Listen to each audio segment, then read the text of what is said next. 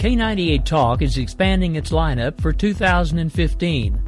This means we're expanding our advertising base. Whether you're a startup trying to push through to the next level or an established business trying to supplement your advertising budget, web-based advertising is a solid investment. Thanks to Talk's newest partnership with TuneIn Radio and instant access to our sister station, K98 FM, we give you worldwide access at a reasonable cost.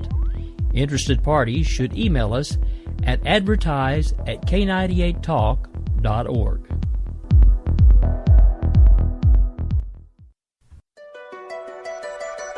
The leader in talk radio on the Internet, right here on K98 Talk and the Spark Radio Network.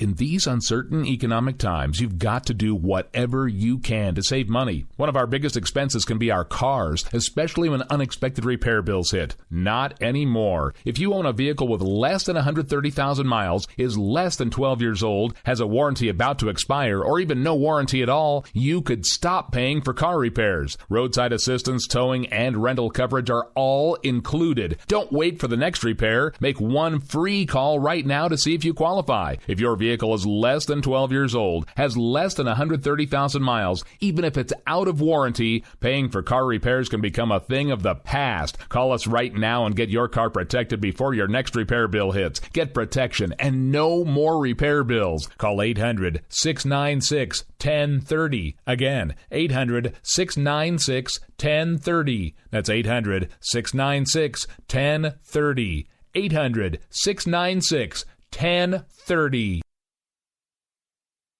Joe had huge problems with the IRS. I knew it was coming. I hadn't filed taxes since 1990. All the IRS letters coming in added up to a nightmare. It got up to like $68,000.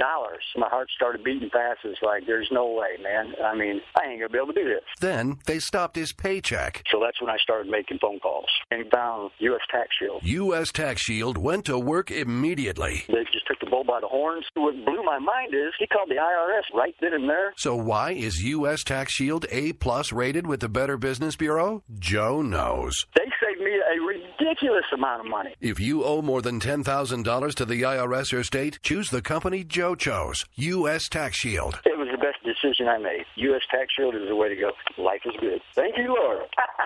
Call 800-471-3287. U.S. Tax Shield. Boo-rah. Yes. 800-471-3287. 800-471-3287.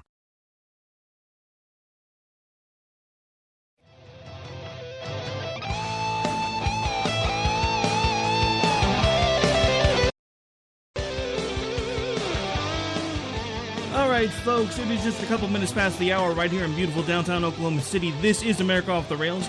I'm your host, Rick Robinson. We have Stephen Schwertley with us. He's going to be here for the whole hour. Going to give the usual shout-out to the affiliates here real quick, then take a break, then we'll be right back with the show. Of course, we are available on our home network. That is the SparkRadioNetwork.com. Of course, we're also available on K98 Talk in 3 different varieties, K98Talk.com, K98Talk.org, and, of course, the TuneIn app, AM/FM 24/7. Then we also have Stitcher, I already mentioned TuneIn, so iHeartRadio, and then of course we have SHR Media, Leading Edge Radio Network, and Red State Talk Radio. At this point, folks, we're going to go ahead and take a really quick break. We will be back with the start of the show here in just a minute.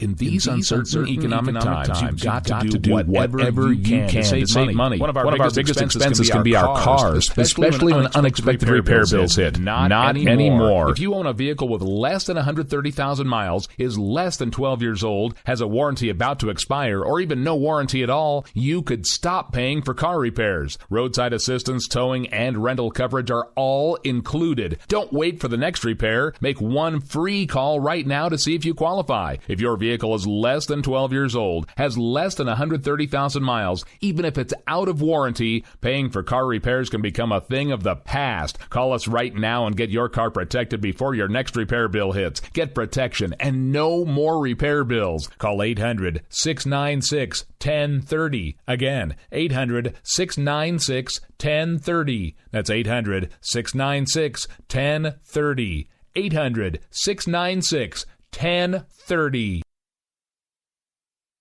Joe. Hey folks, Slickery Trigger here. I'd like to take a minute to tell you about Rebel Road Tactical. As a defensive pistol instructor, I've had the opportunity to observe many different holster designs and configurations. And one thing is clear. Many of my students won't carry a pistol. Or worse, they'll carry one without a holster at all. Holster designers aren't making holsters for normal people. It seems that most holsters are either an expensive piece of gear designed for Rambo or a piece that doesn't fit or function the way real people need it to fit and function. So, like any good Texan, I decided to learn to form kydex and design one myself, one that would fit the needs of average people. The result is the Rebel Road Tactical CRT Modular. The CRT stands for Carry, Range, and Training. Its thin and lightweight curved design minimizes printing and is adjustable to fit just right for superior comfort and function. Check us out after the show at rebelroadconcealed.blogspot.com. We will keep this promise to the American people. If you like your doctor, you will be able to keep your doctor, period. If you like your health care plan, you will be able to keep your health care plan, period. This is the most transparent administration in history. Not even a smidgen of corruption. Fact is, we had 4 dead Americans. What difference at this point does it make? If you got a business, you didn't build that. Oh, welcome to the face. Welcome to the face of the new democracy. Don't expect us to admit a mistake. We're paying off election debts to those on the take. Attorney General's lying even while It's time to hear the truth about America's biggest challenges. You're listening to America Off the Rails with your host, Rick Robinson. All right, folks, welcome back. And, of course, it is Thursday, September the 10th, 2015, just a couple minutes past the hour right here in Oklahoma City. Again, as promised, we do have Stephen Schwertley with us. He's the author of Enemy in the Heartland. Good afternoon, sir. How are you? I'm doing fine out here in the desert. A little warm, though. Isn't it pretty much always warm out in the desert, except for usually when the sun goes down? I'll tell you what, it's 104 right now on a beautiful cloudy afternoon. So whereabouts in the desert are you? I live up in a town called Cave Creek, Arizona, which is one of the northern suburbs of Phoenix, Arizona, which, if you know where the airport is, downtown Phoenix, I'm about 20 miles north of the airport. Yeah, I'm actually fairly familiar with that airport. I actually used to work for an airline, so used to go in and out of there quite a bit back in the day. Actually, we have a host that is not too far from your area. Jared Day is actually taking a bit of a hiatus. He actually is now part of the Kelly Ward campaign, so he's become one of her assistant social media directors. So he's still producing, but not really actively hosting. Not sure if you're that familiar with her campaign out that way, but there are a lot of folks that seem like they're kind of excited about her. And I haven't had a chance to talk to her yet, but I have talked to Darla Daywald a couple of times, and she seems like she's pretty fired up about the whole thing out that way. So, well, I'll tell you what, the next big election is going to be very interesting for everybody. So I hope people will get out and vote. I sure hope so too, because it seems like the last couple of election cycles we've just kind of had this complete apathy. And that's what I think concerns me a little more than anything else, is the fact that it just seems like we've gotten to the point where nobody's really paying attention anymore, much less actively engaging. But we may get to that a little bit later. Of course, I did want to start out with the opening of the show, giving folks a little bit of a chance to maybe get to know you, find out more about what makes you tick as an author, what gave you the idea for the book, all that fun stuff. So why don't you go ahead and just kind of jump off in whichever direction you want to go, sir. All right, Rick. Well, I had a stroke back 2 years ago, July 7th, 2013, and been in really good health before, and I'm recovering ever since. But 4 months after I had the stroke, in November 2013, I got laid off from my job as a regional sales manager for a company back east. And so at that time, being 63 years of age, there wasn't too many opportunities back in the corporate world, especially with a stroke. So my wife, who's a behavioral analyst, she said, why don't you start writing those books that you have in your head? You got plenty of time to do it now. So I sat down and went into my office upstairs in my 2-story house and went into my office, of which I now call the cage. And I started to write the book, and it took me 4 months to write the book, and it's titled Enemy in the Heartland, which you can buy on Amazon.com, either printed book or ebook, or off my website, StephenSchwertleyAuthor.com. But I wrote the book, but then it took me 9 months to get it to the marketplace. But since it's now in circulation, it's been getting nothing but 5-star reviews, and it's a thriller. And it's funny, a lot of people will ask me, is it fiction? Or, and I go, I hope so, because it's about a drone attack against the United States. And they do not attack New York City or L.A. They attack where you least expect it. Yeah, I have to admit, I was a little surprised. I mean, we're gonna save that part. We don't want to give away too much. But you did, of course, send me a copy of the book before we did the interview, and I have to admit it was a page turner. I was not able to put it down. I actually read it pretty avidly all the way through within. I mean, well, I do have a day job, so technically I did have to put it down. But there for like 3 days running, if I wasn't at work and I wasn't prepping for a show, I had your book in my hand. And I'm actually now rereading it for the 3rd time. Oh, wow. Well, do me a favor when you get a chance one day. I know you're really busy, but go on Amazon and write a review for me, because that's what I'm working for now, is to get more and more reviews, because as the reviews start piling up, I get noticed more and more so around the nation. So if you do that for me, I appreciate it. But it's a funny thing about reviews. When you go onto Amazon and look at the book, Enemy in the Heartland, most of the reviews are done by women. I'd say about 70% of them. And I never, ever thought they would read the book. So I don't know if that means women read more than guys do now, or they just got hooked by the book more so than guys did. But, I never thought that the suburban soccer mom would be one of the top buyers of the book. It does seem like it's, if that's the case, because honestly I hadn't looked at the Amazon profile, but if that's the case, it does seem like it doesn't really fit with who your target demographic, at least in your head, was at the time that you published the book. So that is a bit of an interesting turnabout. It wouldn't necessarily surprise me, though. I mean, because I know, especially nowadays, it seems like most of the women that I talk to are the ones that do a lot more reading than the men do nowadays.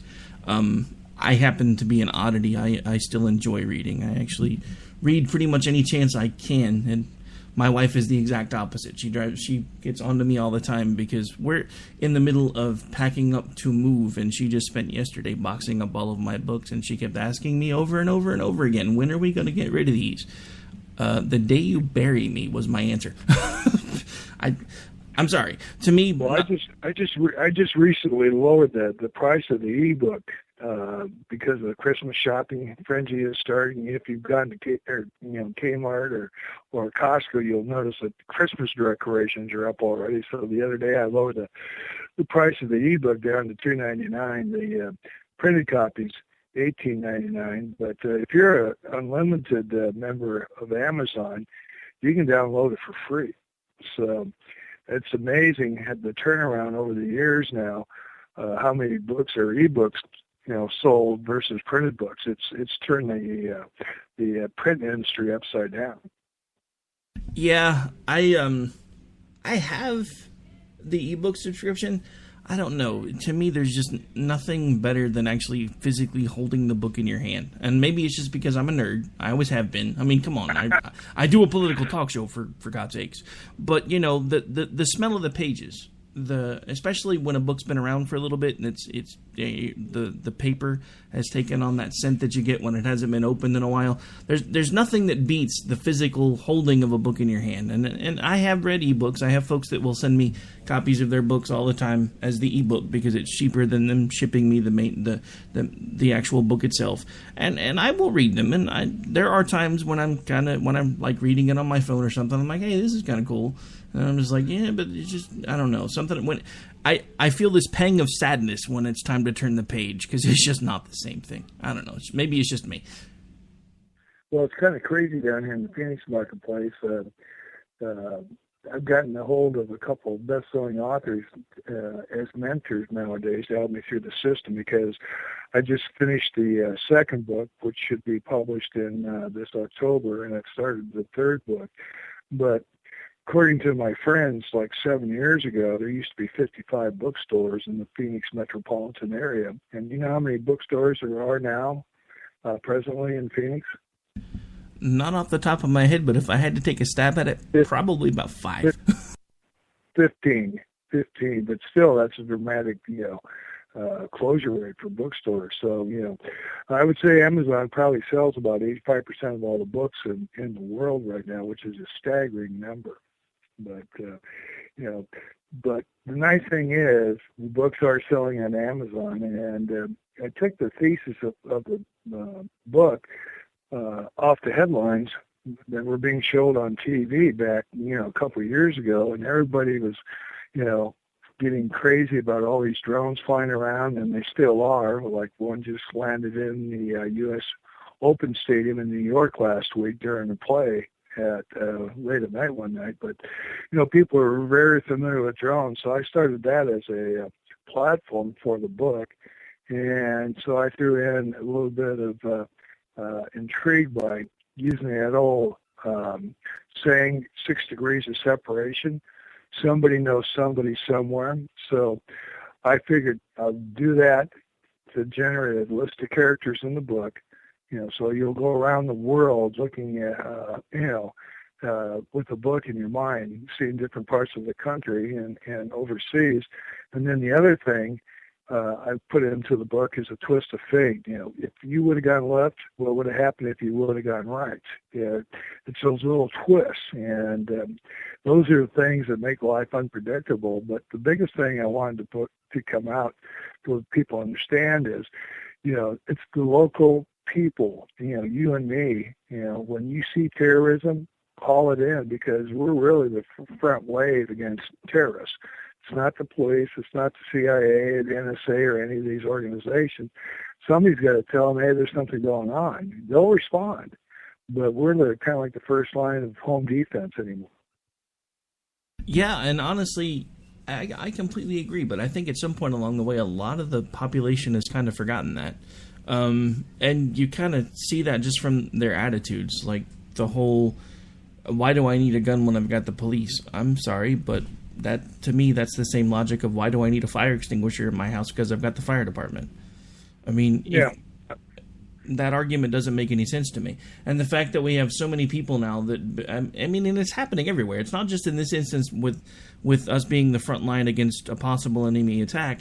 It's happening everywhere. Everybody basically in this country, for the most part, and I mean everybody as a group, not any single individual, a lot of us have abdicated a lot of our responsibilities when it comes to, being vigilant and making sure that the world around us is the way that it needs to be and making sure that we're doing what we need to do when it comes to how our government operates. Because everybody forgets we technically are supposed to be the government. It's not these guys in D.C. We're supposed to be the bosses. And it's a symptom of the same problem. We've just gotten to the point where we think the government needs to take care of itself and that it's not our problem. And that's kind of the same thing that we're running into now with the terrorism and the attacks and everything else that's going on. I mean, because let's face it, if you look right now in the news, a lot of the things that are happening right now could actually be termed terrorist attacks, just on a smaller scale. And we're all just looking around going, well, when is somebody going to do something about that? Last time I checked, we are somebody, and it's about time one of us did something, but what do I know? Well, if people like suspense, this book starts out a little slow because there is a pretty good-sized cast that I use in this book. But in real life, it's usually not one or two people that, plan a large-scale attack. It takes a multitude of people and resources. And so that's how I got the book going. 13 years ago, there was a bunch of kids who went to college that were from the Middle East. They went to university in England, and they became friends there. And then, the party one night, they decided, hey, let's do an attack against the United States because, we lost all our relatives during all these wars in the Middle East. And as time went on, these kids graduated. A couple of them were from rich families in Europe who financed these wars in the Middle East. And so they went over to the United States. Within 13 years, they had a very, very wicked plan to, kill a bunch of people, and they succeeded. Completely crazy. All right, so, back to something you mentioned at the beginning when you were kind of giving a little bit of your story. You had mentioned that you had had a stroke, and that was kind of what gave you the idea to write the books. But you said your wife had basically said, why don't you go ahead and take the time to write all these books that you have talked about over the years. As far as what inspired you to eventually become an author, who do you think your biggest influences were? Influences? I would say, I was a history, freak when I was in high school and first part of college, and because I really liked history, and if I could go back and have a conversation with a set of my heroes, I mean, I would have loved to be in the room with Winston Churchill or even a Pope or two, George Washington. I mean, those type of people that, they were average people, and you're going, how did they get to that plateau where everybody was looking up to them? I mean, which turn of their lives or careers was the one that made them, succeed high above anybody else?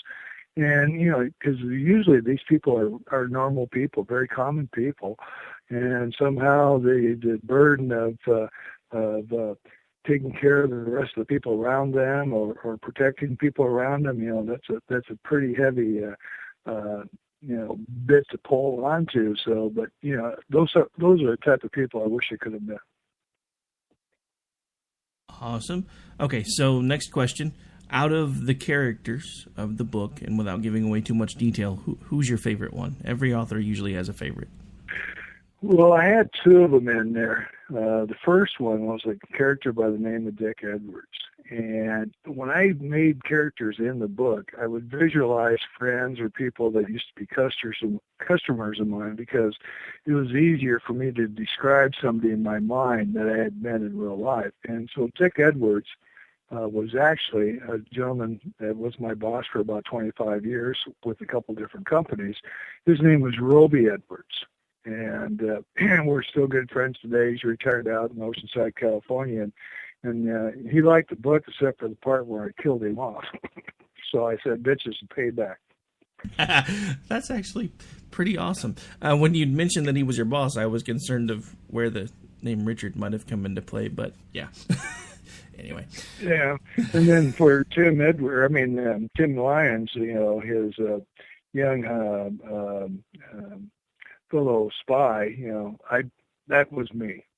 Because I always felt like, I used to follow Roby around and learned a lot. He was my mentor, and he was the big brother I never had. So I fashioned Tim Lyons after myself. So the day that I had got done writing the section about Dick Edwards getting, wasted, my wife came in. It was at the end of the day, and since I've had the stroke, I'm not allowed to drink any hard liquor or beer anymore, and I used to love my beer. But the doctor said I could have as much wine as I could drink, as red wine. So she was bringing me in a glass of red wine at the end of the day, and she goes, "What's wrong?" I said, "What?" She said, "You got a tear in your eye." I said, "Yeah, I know." She said, "Well, what's wrong?" I said, "Well, I just killed off, one of my heroes in the book." And she goes, "Well, don't kill them all off." I said, "What do you mean?" She says, "You need a sequel." So because of her, there is a sequel to this first book called Enemy in Heartland. The sequel is called Revenge Unleashed. So the sequel is because of the wife. That's good to know. What was she honestly afraid that you were going to kill them all off, or was she just giving you a hard time? A little bit of both. Being a psychologist, she always loves to tease me, my mind after I had the stroke, and whatever I do is not good enough sometimes. If you've been married, you might know where I'm coming from on that. But no, I have to credit her for giving me the inspiration of doing that second book. And the second book has been edited last week. It was handed off to a proofreader. The cover's done, and hopefully in about another 7 or 8 days, when the proofreader gets done, that book will be ready for its cover. And then once it's formatted into the book or the ebook format, it should be out, I'm hoping around mid-October. So, but from what my friends have read, they said, this book is perfect for a sequel, because everybody was saying, Steve, are you going to write a sequel? You left us hanging. And I go, okay. So. Yeah, I was going to ask that question, but you'd already told me there was going to be a sequel, because, the end was just kind of like, huh? What? But yeah. Hey, it's like, when people ask me, hey, I want to buy another book from you, it's kind of hard to say no. So, I got the inspiration. It took me a little longer to write the second book, just because after I got done writing the first book, I had to do a lot of marketing on my own. Since I'm an independent author, I don't have a big publishing house behind me. So I've been spending like 2 hours a day, maybe 3 hours a day on social media trying to find talk show hosts such as you and to help me spread the word, so that people are aware of the book, because you know how many books are published every day, new ones? Take a guess. I would have to say that's probably a huge number, so I'm just going to throw one out there. I would say probably at least 2,000 to 3,000 a day. 5,000 a day.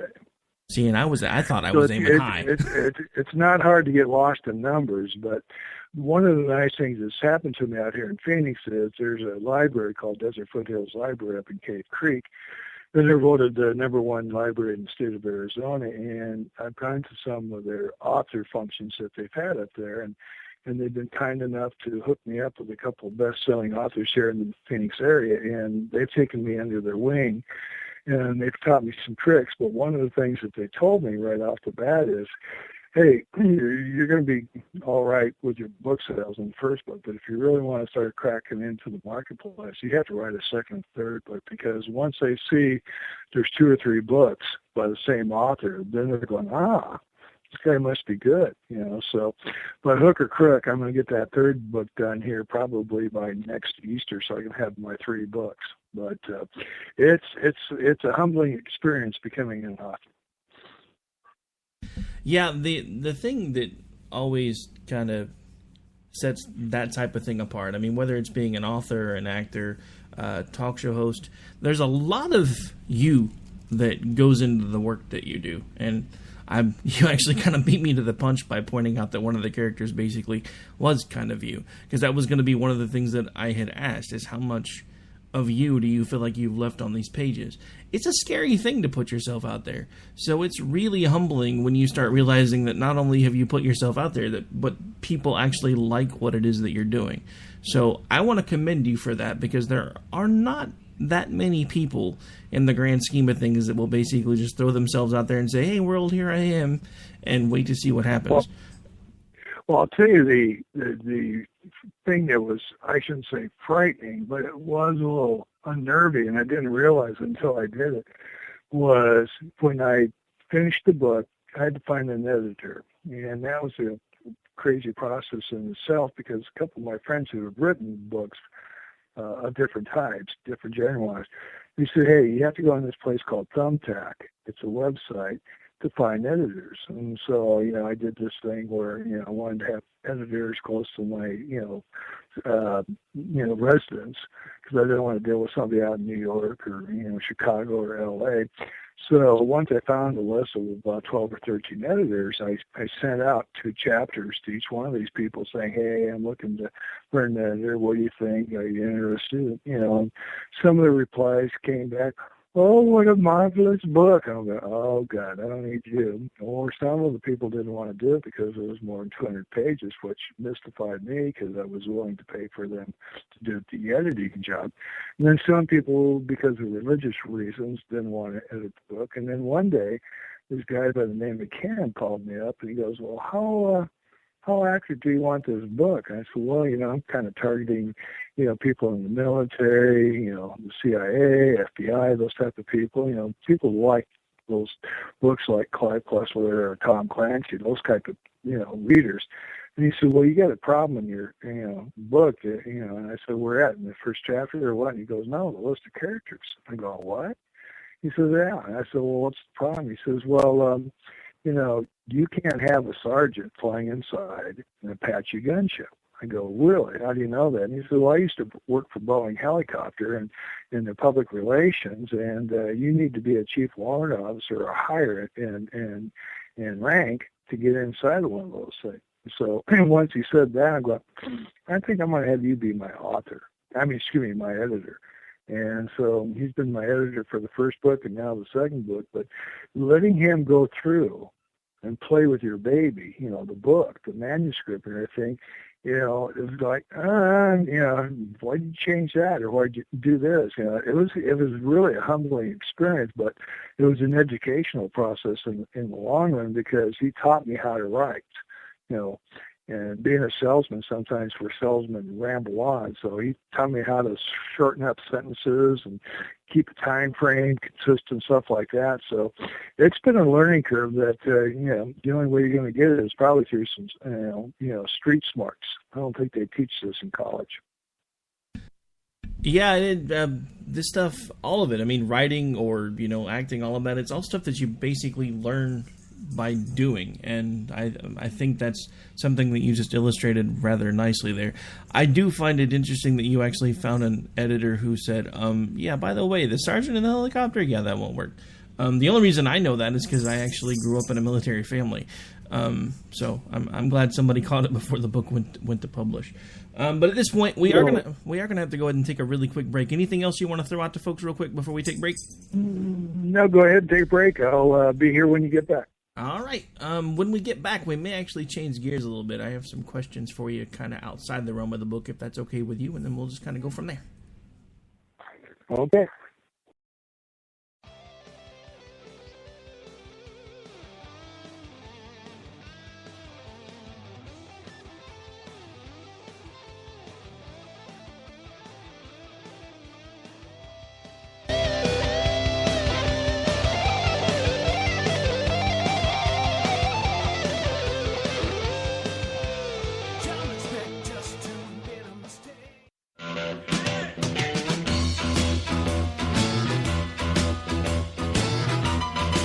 Red Nation Rising brings you Town Hall Radio. From a single tweet to 3 million a month, our community is a force to be reckoned with on social media. So don't miss our show, Thursdays, 8 p.m. Eastern on K98 Talk. Our chat room is our co-host, and you ask the question. Join us and be heard. So get ready to sound off on Red Nation Rising Radio. No one else is going to do it for you. There's a wild, wild whisper blowing in the wind, calling out my name like a long lost friend. In these uncertain economic times, you've got to do whatever you can to save money. One of our biggest expenses can be our cars, especially when unexpected repair bills hit. Not anymore. If you own a vehicle with less than 130,000 miles, is less than 12 years old, has a warranty about to expire, or even no warranty at all, you could stop paying for car repairs. Roadside assistance, towing, and rental coverage are all included. Don't wait for the next repair. Make one free call right now to see if you qualify. If your vehicle is less than 12 years old, has less than 130,000 miles, even if it's out of warranty, paying for car repairs can become a thing of the past. Call us right now and get your car protected before your next repair bill hits. Get protection and no more repair bills. Call 800-696-1030. Again, 800-696-1030. That's 800-696-1030. 800-696-1030. K98Talk.com, a leader in Internet radio. So grab your seatbelts and take the ride of your life on K98 Talk KC988talk.com. We will never fully understand what we've asked of our military service members, of their families or their children, asking them to deploy, patrol, stay on watch, on point, asking them to put themselves in harm's way, to endure it all. But we do understand that it's our turn, our duty, to bring them all the way home, to keep them secure, to have their backs for the rest of their lives.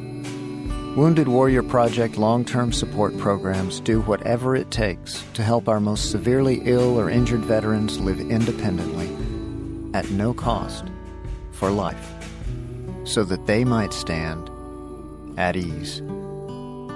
Find out how you can help at findwwp.org.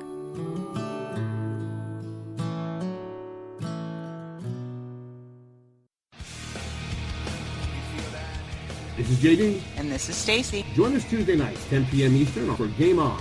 Remember, lock up the children and the old folks. Game On, the home of liberty conservative, where no one is safe and no one is spared, not even the hosts. Oh, that was supposed to be a spin cycle. I'm sorry. Yeah, that's okay. We love you anyway. Right round, baby. Self-monitoring right Ebola radio strikes again. Anyway. Anybody see the host monkey? Where's the host monkey? Where's the host monkey? For God's sake, I need an antidote. Just do your rant. Let's pop out of the segment. Find us on Twitter at JD and Stacy.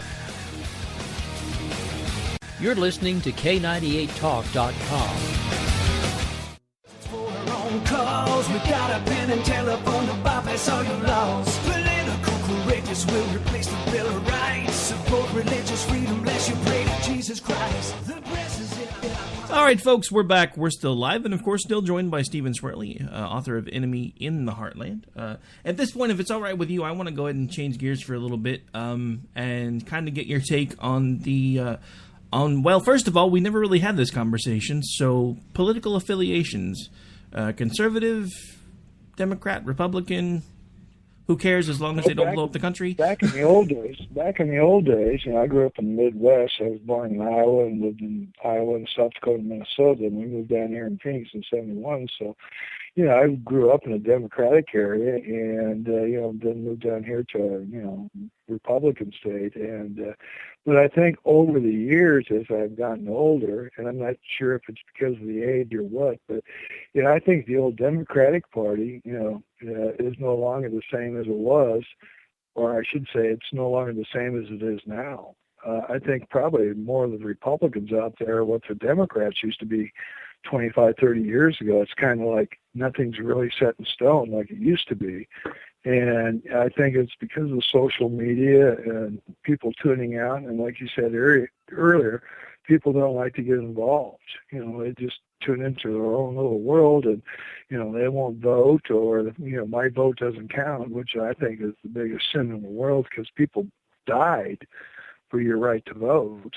And, you know, and if you don't like the way the government's being run and you didn't vote, I don't think you should open your mouth. So I just try to think of what I would do, you know, in certain situations when you vote on certain things or certain people, you know, and kind of go with my gut. But, you know, I'm not really a Tea Party person, you know, but I don't mind crossing party lines when I see somebody I think is doing a better job. I mean, it's like a business to me. The government should be working for you, and, you know, if you need to make an adjustment in employees, then either vote them out or let them stay. Yeah, you know, that's always kind of been my take. I mean, I've been a bit of an oddball in my family. I am one of the only conservatives in a family full of liberals. I actually used to get joked around with a lot in high school because, like you, I was in high school and college, big into social sciences, history classes, all that stuff. And I would start having conversations with my friends who knew my parents. And my running nickname through most of my sophomore year was Alex Keaton. Only because he was like the only Republican in a house full of liberals.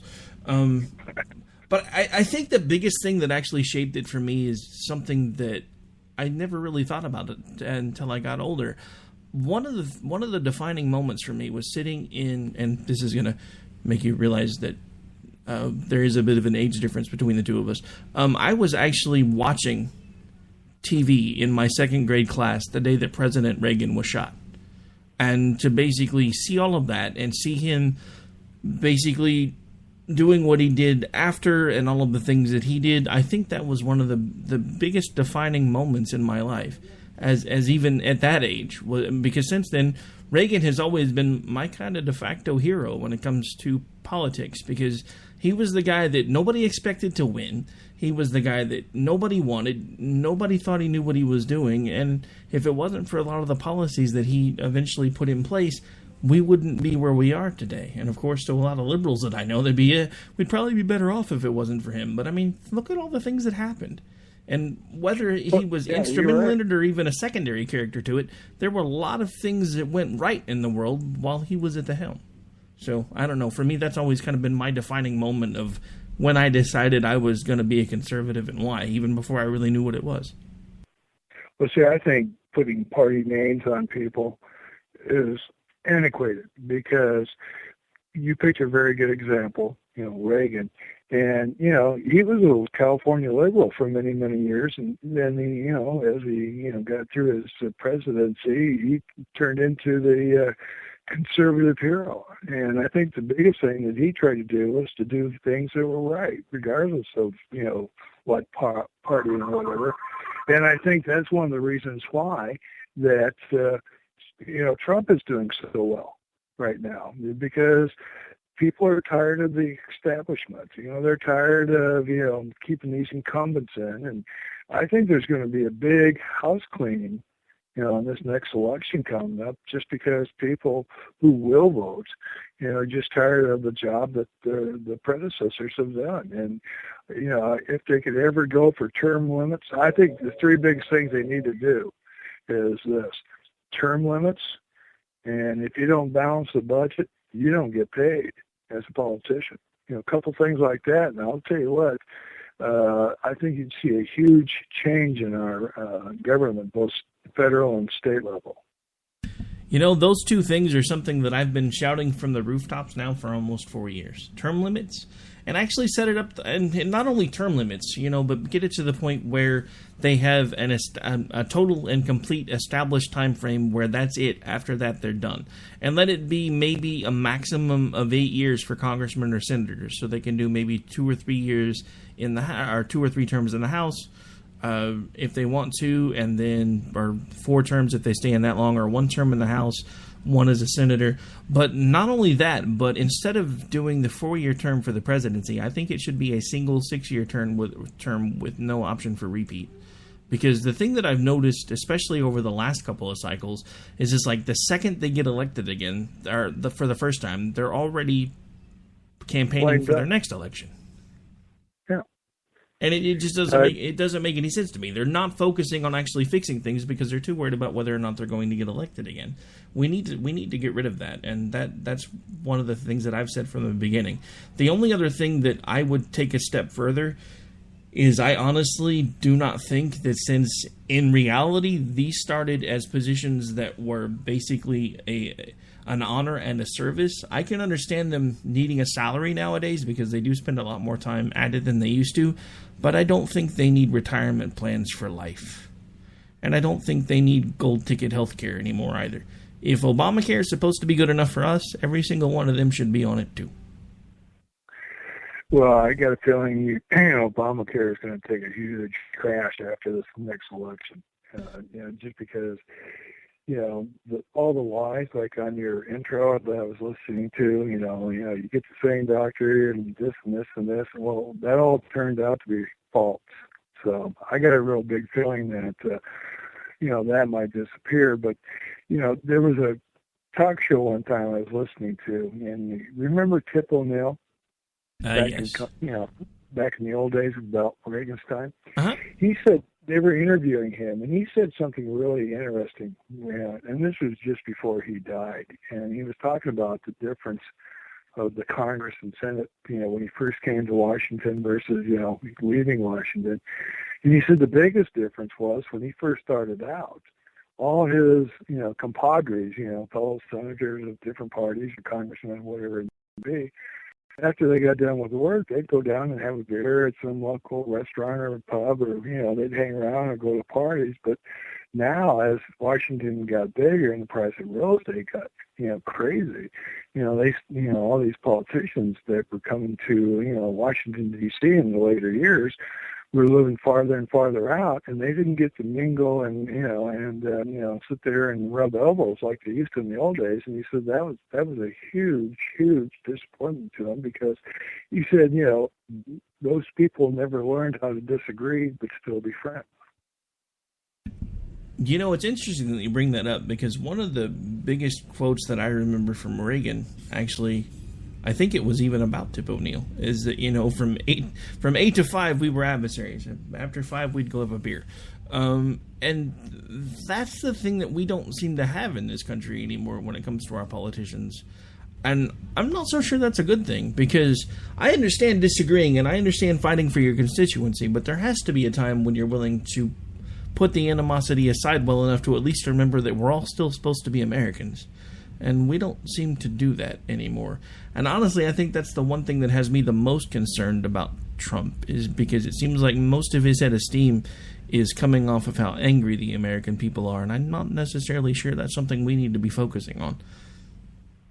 Well, one of the things that, since I've been doing a lot of interviews this year for the book, politics has come up quite a bit. And a couple of the interviews, we start talking about, the media. And remember that James Bond movie with Pierce Brosnan, where the media mogul was trying to start a war? Yeah. It started over in China. Mm-hmm. You start thinking about, who owns the media and who directs the media. And, they seem to have all the same talking points. So that's why a lot of people just dial out. They don't watch the mainstream TV or radio, or listen to the radio anymore. So you got the disenfranchisement from that. And then, like we were talking about earlier, nothing seems to get voted on, or, they can't even vote on a budget. I mean, who wants to give the government an open checkbook when they're broke? I mean, everything's broken, and I don't know what people are going to do to get out of that. But, it's going to be an interesting future for the people that come after us. Yeah, honestly, that is actually, and we talked about this a little bit on the break, but that's one of the things that led me down the path that I'm on now, because I never in a million years thought I would be doing anything like this, but I just got tired of looking at TV screens and reading newspaper articles and realizing that it didn't seem like anybody was paying attention to anything anymore. And even if it's just me shouting from my little anthill, if I can at least maybe influence a handful of people here and there, maybe at least at the end of the day, I'll feel like at least I tried to do something. And like I told you on the break, this all started as a Facebook page, and now here we sit. I wouldn't say we're anywhere near the top, but we do have some really great shows on here, and we're adding listeners every day, and we have sponsors now. So, I mean, at some point, I hope to continue to make it grow. And this show itself is actually now on in several different markets. So it's just one of the things where I think the biggest thing to keep in mind is no matter how bad things seem like they are from your perspective, don't give up. Find a way to get involved, put down the remote, and see if you can find a way to make a difference. And that's kind of been the mantra for this show from day one, is it's time to get everybody off the couch, because we've gotten so wrapped up in the keeping up with the Joneses mentality that we're not paying attention to anything that's going on around us anymore. And it's a scary time to be doing that. Well, when you talk to younger kids, and, my wife, is in the industry of, psychology, and she'll verify this. When you talk to the younger kids, they're plugged into their little, headphones every day, listening to, whatever radio station or whatever, and, they're texting each other on a phone. They're not making phone calls. They'd rather have you text. And when they get a text going, what does he mean by that? Is he breaking up with me? They don't get it. Hey, if you don't understand the text, make the phone call. But it's like there's a social disconnect now. People are like turning into machines. They don't know how to have communication between them face to face. It's like a lost art for them. It reminds me, and I don't remember what show it was, but I remember there was I don't know, it wasn't the Twilight Zone, but it was one of those kind of out there shows about futuristic things, and I remember there was an episode where at some point everyone was disconnected from everybody else due to some sort of a virus or something, and the only way they talked to anybody anymore was over computer. I guess it didn't necessarily take a virus to get us there, because it seems like there are quite a growing number of folks that seem to want to do nothing but correspond over social media. And I don't always necessarily think that's a good thing either. As much as I use the platforms, and I do spend a large amount of time in front of a computer, sometimes more than I wish I did, I still try to disconnect from it at least once in a while. And I know people that just can't do it at all anymore, and I don't know. Well, see, I'm a Star Trek fan, from way back. When I used to watch the original TV series in the dorm when I was back in college. But the later episodes, Jean-Luc Picard and those guys, when they started dealing with the Borg, I always thought that was pretty wild, because now when you look at kids nowadays, they're already plugged into their little headphones and stuff, and you're going, I bet you in about 50 years, all these kids, by the time they get to about 5 or 6, they're going to have a chip in their head.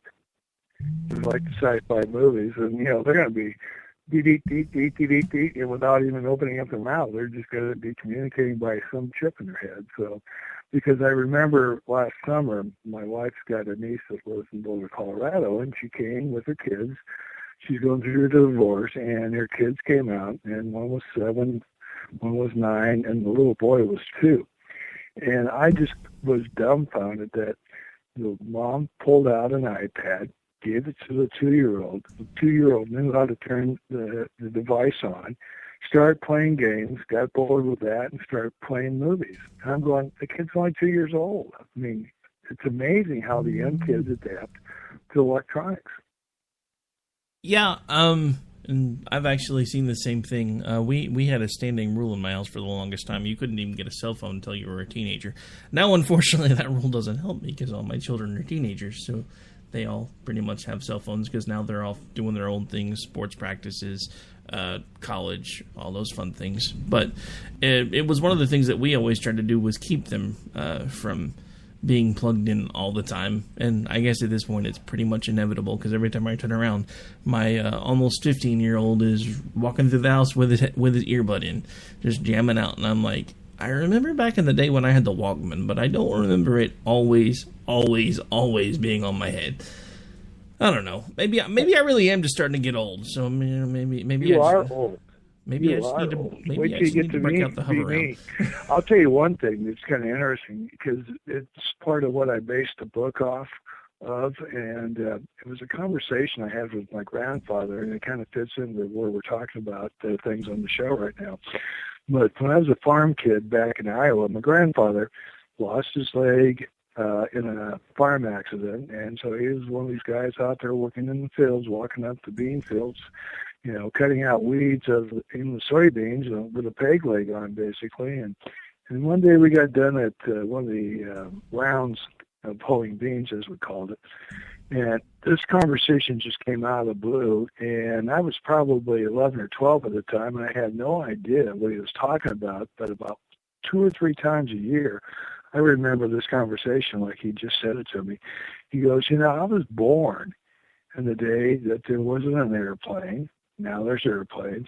There's this thing called computers. There was never computers, and now we landed on the moon. And like I said, we only had air balloons when I was a kid. And he says, I have no idea what you're going to see in your lifetime, but I bet you it hasn't been invented yet. And boy, you talk about words that were, never truer than those. And when I was in high school in Sioux Falls, South Dakota, went to Gorman High School there, and we had a math guy came in one time towards the end of the school year, and he gave a speech. And now this is, in the late 60s, so I'm aging myself. But he threw out some comments in terms that were just, outstanding. He says, when you guys get to about 40, which was a number of years ago, 85% of you people will be working in industries that haven't been invented yet. And this is like in 1969. And guess what? He was right. I mean, just to think about how forward-thinking some of these people are with their gadgets and, mathematics and stuff like that. But it's amazing, that, the evolution that I've seen, cell phones that, just about have everything that I need, a map, a tape measure, a dictionary. I mean, there's so many things on my cell phone. It's crazy, but who ever thought you had that much technology in your back pocket? I never did. Yeah, it's amazing when you really stop and think about it, because the technology in our average cell phone nowadays is about 100 times more powerful than what they used to go to the moon. I know. Let that sink in for a second. I saw something on that one time. I was just going, ugh, that's scary. I know, right? All right, well, at this point, we are coming down to the end of the show. Why don't you go ahead and remind folks one more time, sir, who you are, about the book, where they can find it, and go ahead and plug anything else that you want to for the last couple of minutes of the show. All righty. Well, thank you, Rick. My name again is Steve Schwertley, and Schwertley is spelled Schwertley. I'm the author of a book called Enemy in the Heartland, and it's been out for about 7 or 8 months now. The sequel that will be out next month is going to be called Revenged Unleashed, and you'll be able to buy the books on Amazon.com, or you can buy the books off my website, StephenSchwertleyAuthor.com, and Stephen spelled with a Stephen. So just remember Revenged Unleashed or Enemy in the Heartland. You'll have some really good hours of reading if you grab those books. I can attest to the first one. I cannot wait to pick up the second one. And if you are wanting to try to get that caught up before the second one comes out, don't forget he did just put the ebook on sale, folks. Just saying, $3. That's a pretty good deal. All right, so that is going to do it for this particular episode of America Off the Rails. Sir, I would like to thank you again for coming on with me. It has been an absolute pleasure. You are welcome back anytime, especially when that next book comes out. We would love to have you on and talk about that as well. I do typically have an open chair available to any of the authors that we have on to come on anytime you want, so we can help you promote your stuff. So just let me know, and we will get something worked out.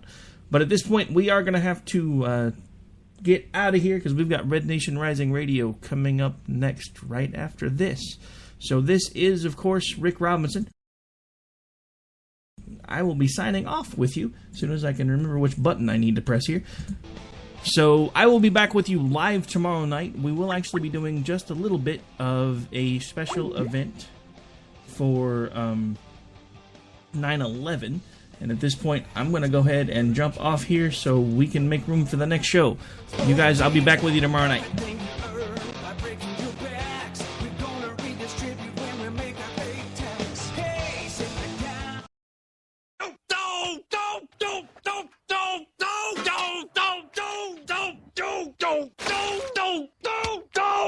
Screw you guys. I'm going home. Later. Game over, man. It's game over. When our water heater broke down last month, it was a nightmare. It took 5 hours for the plumber to show up, and he charged us a couple of $100 just to come out. And then it cost another $1,800 to put in the new water heater. By the time it was all said and done, I felt like I'd been taken. But what else could I do? The smartest thing you can do is get a home warranty from American Residential Warranty. Their home warranties pay to repair or replace all your major appliances when they break, and they will break, and at the worst possible time. Call American Residential Warranty right now for free information on home warranties starting at just pennies a day. Don't wait for your refrigerator to stop running or your ceiling fans to stop turning. Call American Residential Warranty right now. Ask how you can save up to 50% on washer and dryer coverage. Just call 1-800-513-6154. That's 1-800-513-6154. Again, 1-800-513-6154. Call now. Tired of paying outrageous prices for Viagra? Well, we have great news for you. Now you can finally get Viagra at huge discounts. Healthy Man allows you to save up to $500 on Viagra. Why pay U.S. pharmacy prices of $15 per pill or more when you can get Viagra for less than $3 a pill? Call today and get 40 Viagra pills for only $99. This can cost as much as $600 at your local pharmacy. You can't afford not to call us. If you want Viagra at the lowest prices, never pay $15 $3 a pill pharmacy prices again. Get Viagra for less than $3 a pill. Call 1-800-516-7602 today and save up to $500 and get 40 pills for just $99. Healthy Man is fast, easy, and affordable. Operators are waiting at 1-800-516-7602 to take your call right now. Call 1-800-516-7602. That's 1-800-516-7602. Again, 1-800-516-7602.